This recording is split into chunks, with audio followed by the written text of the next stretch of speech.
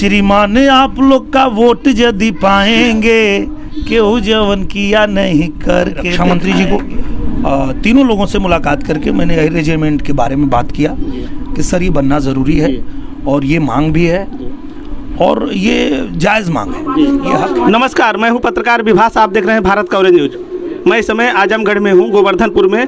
प्रधान हरीश पाठक जी हैं, इनके घर जो है एक फिल्म की शूटिंग चल रही है। भोजपुरी फिल्मों के सुपरस्टार व आजमगढ़ के सांसद दिनेश लाल निरहुआ जी हमारे साथ हैं। स्वागत है सर हमारा। बहुत धन्यवाद। और भारत कवरेज न्यूज़ देखने वाले आप सभी दर्शकों को बहुत प्रणाम।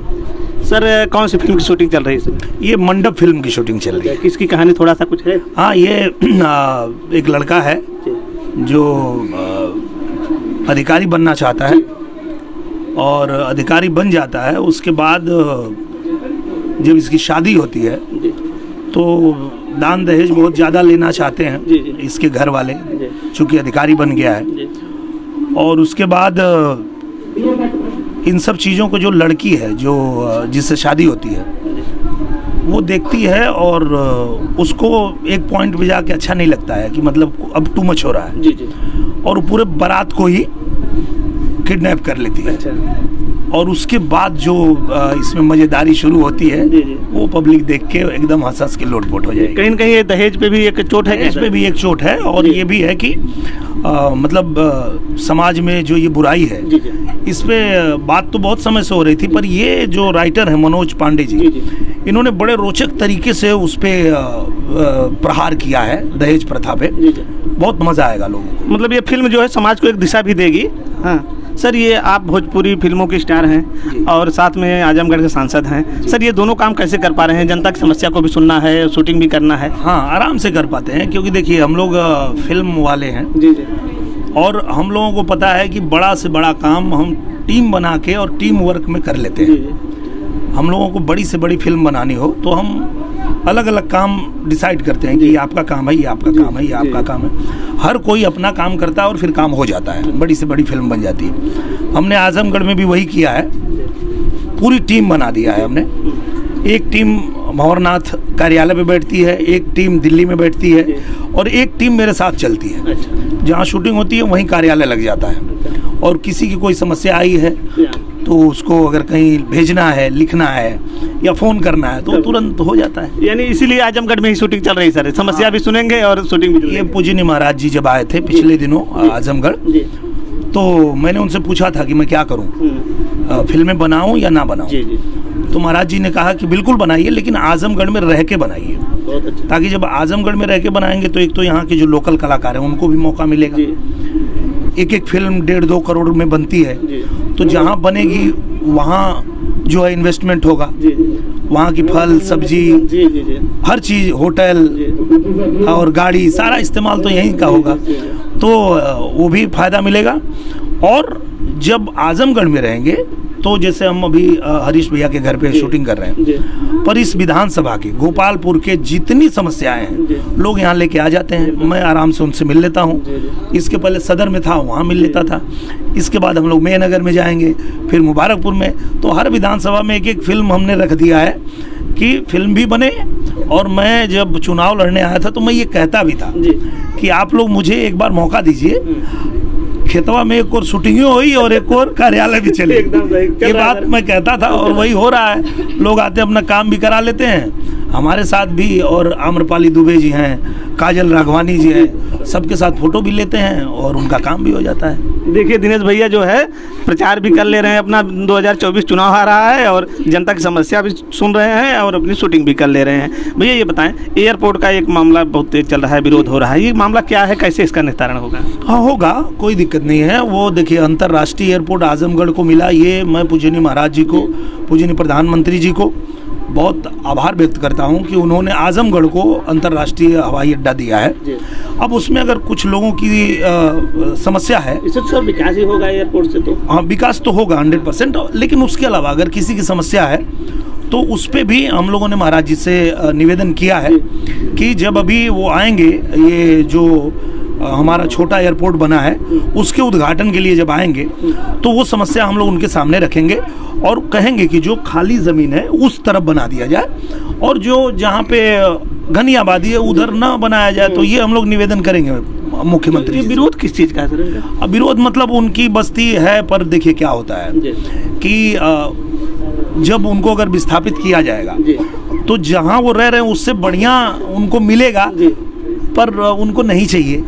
तो उनकी भी भावना का कदर करना हम सबका कर्तव्य है कि अगर वो गांव के स्टाइल में ही रहना चाहते हैं तो हम उनको कॉलोनी बना के और विस्थापित करेंगे। अगर उनको नहीं जाना है तो कोई बात नहीं, हम लोग उस हिसाब से भी महाराज जी से निवेदन करेंगे। और महाराज जी चूंकि गरीबों के लिए काम करते हैं, वो सुनेंगे, जरूर सुनेंगे। सर जैसे कि चुनाव से पहले जैसे ये सेना में राजपूत रेजिमेंट है और है गोरखा रेजिमेंट है, अहिर रेजिमेंट की मांग बहुत अरसे से लोग चले आ रहे हैं। आपने भी चुनाव में शायद ये मामले को उठाया था, आश्वासन दिया था, उस पर कहाँ तक आप बढ़ पाए हैं और फिर क्या? मैं उस पर बहुत अच्छे से बढ़ पाया हूँ। मैंने प्रधानमंत्री जी को, मैंने गृह मंत्री जी को, मैंने रक्षा मंत्री जी को, तीनों लोगों से मुलाकात करके मैंने अहिर रेजिमेंट के बारे में बात किया कि सर ये बनना ज़रूरी है और ये मांग भी है और ये जायज़ मांग है, ये हक है, तो इस पे होना चाहिए। तो वो लोग भी बोले कि ठीक है, इस पे देखते हैं, सेना का मैटर है तो सेना से बात करना पड़ेगा, इसमें देखते हैं क्या हो सकता है, क्योंकि सेना ने कोई भी रेजिमेंट बनाना बंद कर दिया है। अच्छा, तो ये सेना का विषय। फिर भी उसके अलावा मैंने ये प्रश्न भी लगाया है लोकसभा में, मैंने ये प्रश्न भी लगाया है। जिस दिन मुझे मौका मिलेगा मैं इस पे बोलूँगा भी वहाँ, मैं लोकसभा में इस पे ये मांग भी उठाने वाला हूँ। अच्छा। पर वो अभी तक मेरा नंबर लगा नहीं है, जिस दिन लगेगा मैं बोलूँगा। देखिए हमारे चैनल पे एक ब्रेकिंग न्यूज है कि जिस दिन संसद शुरू होगा भैया का नंबर लगेगा, अहिर रेजिमेंट का मुद्दा ये उठाएंगे और मांग करेंगे कि अहिर रेजिमेंट बनाया जाए। क्योंकि देखिए क्या होता है, 554 सांसद हैं और उसमें से सिर्फ 10 लोगों का मौका आता है बोलने का। बाकी का जो आपने दिया है वो ले लिया जाता है, उस पर विचार भी होता है, काम होता है, पर बोलने का मौका 10 ही लोग को मिलता है, तो वो भी लॉटरी से निकलता है। तो जिस दिन लॉटरी में मेरा नाम आएगा मैं बोलूँगा, पक्का बोलूँगा। जिस दिन लॉटरी में नाम आएगा उस दिन बोलेंगे। अच्छा एक चीज़ बताएं थोड़ा सा, ये जो गानों में आजकल अश्लीलता का ट्रेंड बहुत तेज चला है, बिहार से कुछ शुरू हुआ है, उसको आप कैसे देखते हैं? इस तरह होना चाहिए कि नहीं होना चाहिए? और वो सिर्फ एल्बम की बात है, हमारे फिल्मों में ऐसा नहीं होता है, क्योंकि फिल्मों में सेंसर बोर्ड है और सेंसर बोर्ड जो है कोई भी एक आप गाली भी देना चाहे तो पास नहीं करेगा। तो वो इससे गंदे गाने कैसे पास कर सकता है? तो ये फिल्मों का तो है ही नहीं, गानों का, ये एल्बम का है। तो एल्बम के लिए भी हम लोग ने मांग किया है, हमने पूजनीय महाराज जी को भी कहा है, हमने बिहार सरकार को भी कहा है कि एक सेंसर बोर्ड इनके लिए भी होना चाहिए, एल्बम के लिए भी, ताकि कोई कुछ भी बना दे रहा है, कुछ भी मतलब कर दे रहा है, वो नहीं होना चाहिए। अगर सेंसर बोर्ड बन जाएगा तो इस पर रोक लग जाएगी। सर वो नेताजी मुलायम सिंह का निधन हो गया, तो आप कई चैनल पर, हमारे चैनल पे कुछ कहना चाहेंगे नेताजी? बिल्कुल कहना चाहेंगे। नेताजी जो हैं वो बहुत बड़े नेता थे और सिर्फ उनकी पार्टी के नहीं, सभी पार्टी के लोग उनकी इज्जत करते थे, कदर करते थे। और नेताजी के जाने के बाद आपने देखा होगा कि एक साधारण कार्यकर्ता से लेके राष्ट्रपति जी ने भी ये बात कही कि ये अपूर्णीय क्षति है भारत की और भारतीय राजनीति की। तो निश्चित रूप से नेताजी हम लोग के बीच में नहीं है, पर उनके द्वारा किए गए कार्य जो है वो हमेशा, और उनका जो उनके प्रति जो प्रेम है लोगों के दिलों में, वो हमेशा जीवित रहेगा। कुछ ऐसी यादें रही हो जो मुलायम सिंह जी के साथ, नेताजी के साथ आपकी? हाँ, मैं 2003 या 4 में एक कार्यक्रम के दौरान मैं मिला था और मैं अभी वो नया मेरा एल्बम आया था और मैं कार्यक्रम में गया तो नेताजी पहले से पहुंच गए थे और चूंकि मुझे आना था गाजीपुर से सिद्धार्थ नगर, तो आने में मुझे थोड़ा सा लेट हो गया। तो मैं जब पहुंचा वहाँ पे तो पब्लिक सब खड़ी हो गई, तो नेताजी पूछने लगे ये कौन आ गया? तो नेताजी मंच पे बैठे हैं, अब उनका कार्यक्रम, अब उनसे बड़ा कौन आ जाएगा? तो अब कोई जो कार्यक्रम के थे उन्होंने बताया कि वो निरहुआ है, वो गाना वाना गाता है और उसको आना था, वो लेट हो गया। तो बोले अच्छा। तो जब मैं मंच पे पहुंचा तो नेताजी ने बुलाया, बैठाया और अपने मंच पे बैठाया उन्होंने, जबकि सांस्कृतिक कार्यक्रम के लिए अलग मंच लगा हुआ था, पर उन्होंने बोला कि नहीं आओ आप इधर आओ। तो उन्होंने अपने मंच पे बुलाया और उसी मंच पे उन्होंने घोषणा किया कि इस बच्चे को यश भारती पुरस्कार दिया जाएगा। तो ये नेताजी के साथ मेरी याद। वैसे भी नेताजी जो कलाकार होते थे उनका जो है मनोबल बढ़ाते थे हमेशा, सम्मानित करते थे। और आप ये देख लीजिए कि अब दोबारा कोई नेताजी नहीं हो पाएगा। नहीं। नेताजी जो थे वो अब कोई चाहे भी तो नहीं बन पाएगा।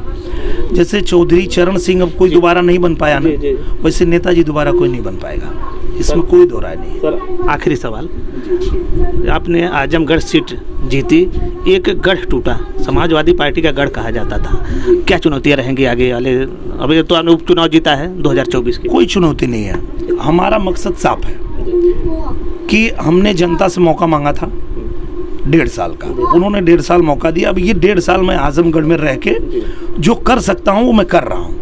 इसके बाद जनता डिसाइड करेगी कि उनको मैं चाहिए या नहीं चाहिए। कोई और चाहिए तो उनको चुन लेंगे, फिर वो काम करेंगे। जिसको चुनेंगे वो काम करेगा, हमको चुनेंगे हम फिर काम करेंगे। तो इसमें कोई चुनौती की बात ही नहीं है। ये 1.5 साल में अगर मैं कुछ ऐसा कर पाऊँ जनता के बीच में रह के, उनसे मिल के, तो अगर जनता को लगेगा कि हाँ ये हमको चाहिए तो ठीक है, नहीं चाहिए तो हमको भी नहीं चाहिए। अगर मैं किसी को नहीं चाहिए तो मुझे भी नहीं चाहिए। तो मेरा ये मानना है, मैं जीवन में वही करता हूँ जहाँ मेरी आवश्यकता हो। अगर मेरी आवश्यकता नहीं है तो मैं खुद ही हट जाता हूँ वहाँ से। जी भैया, बस समापन करेंगे भैया, एक गीत आपको जो है हमारे चैनल पे। श्रीमान आप लोग का वोट यदि पाएंगे, क्यों जवन किया नहीं करके दिखाएंगे। यही ये काफ़ी ट्रेंड भी रहा है आपका, ये गीत काफ़ी पसंद लोगों ने किया। हाँ, तब मुझे भी पता नहीं था, 20 साल पहले मैं गाया था तो मुझे पता नहीं था कि इस गाने में जो जो लाइनें हैं वो एक दिन मुझे करना पड़ेगा। जी वही, उसमें शास्त्री जी का बास हुआ था। हाँ, मैंने गाया था कि केहू जो किया नहीं करके दिखाएंगे। आजमगढ़ में 75 साल से जो रेलवे लाइन गोरखपुर आजमगढ़ बनारस नहीं बन पाया था वो बन गया, वो पास हो गया, टेंडर निकल गया, बन रहा है। 3 महीने में करवा लिया हम लोगों ने। जो हमने जो उस गाने में लाइनें थी कि गांव की आवाज़ जाके दिल्ली में उठाएंगे, तो हमारे माँ की भाषा जो हमारी मातृभाषा है भोजपुरी, पहली बार मौका मिला तो हमने यही बोला कि भोजपुरी को भाषा के रूप में मान्यता मिलनी चाहिए। जय भारत, जय भोजपुरी। तो भोजपुरी के लिए हमने जब कहा था 20 साल पहले कि गांव की आवाज़ जाके दिल्ली में उठाएंगे, हमको पता नहीं था कि ऐसा होगा, पर हुआ। अब मैं प्रधान जी के साथ यहाँ जब बैठता हूँ, कोई आता, भैया हमारे गाँव का चक्रोटवा रोक दिले हो कुल, तो मैं क्यों रोक दिले? बोला गाँव के लोग रोक दिले हो। बोला ठीक है, ले आवा। तो हम लिख के भेजते हैं और SDM साहब, DM साहब ये लोग करवा देते हैं। तो मुझे लगता है कि उस दिन सरस्वती माँ ने सही गवाया था कि रोड चक्रोड, गाँव रोड चक्रोड बनवाएंगे। फिर कभी पता चलता है एक बूढ़ी दादी आ गई, कोई बूढ़ा दादा आ गए और बोले भैया हमारे पेंशनवा ना मिला था। और लिखते हैं, भेजते हैं, करवाते हैं। तो पता चलता है कि गाया था 20 साल पहले कि वृद्धा पेंशन बुढ़ा और बुढ़ी को दिलाएंगे। एकरे अलावा कुछ लोग आ जाना बोला ना भैया हमारे गांव में ना तार ना बड़ा दिक्कत होले, तो हम यो बोले रहने की बिजली का तार, गाँव बिजली का तार दौड़ाएंगे। तो हाँ, पता नहीं वो 20 साल पहले ईश्वर क्या बुलवा रहे थे जुबान से, आज वही करवा रहे हैं। देखिए हमारे साथ भोजपुरी सुपरस्टार आजमगढ़ के सांसद दिनेश लाल यादव निरहुआ जी से, जिनसे आप बातचीत कर रहे थे, इन्होंने खुलकर हमारे चैनल पे ढेर सारी जानकारी दी है। धन्यवाद भैया, बहुत धन्यवाद, बहुत धन्यवाद।